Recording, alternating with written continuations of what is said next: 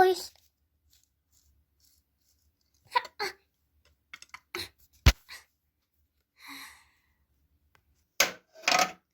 Mikä sieltä kuuluu? Mikä vitsin ääni toi oli?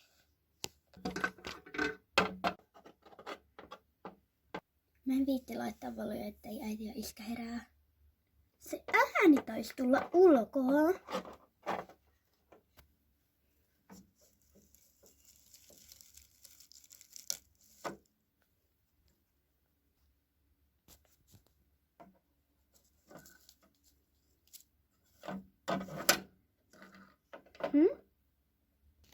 Ei täällä näy kyllä mitään erikoista.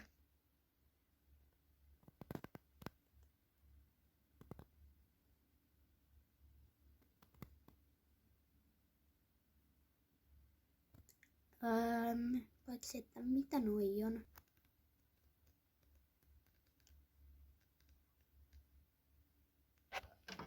Näyttää vähän tontuille, koska tai niin jollekin jättiläistontin jäljille, koska mun jäljet tai äitin tai iskän jäljet ei kyllä tämmösiä. Mä soitan Ronjan ja Aadan tänne. Nyt mene jo!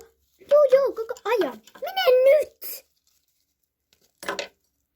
Minkä takia sä ellen kutsuit meidän tän jonkun tontun jälkeen vuoksi? No niin, mä luulen, että se ilkeä tonttu on täällä. Mä en kyllä usko tota puppua. Älä sit usko. Mä uskon mihin uskon ja mä uskon, että täällä on käynyt tonttu. Joo, ihan varmasti.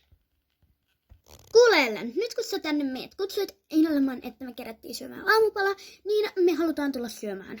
No jaaha, tulkaa sitten.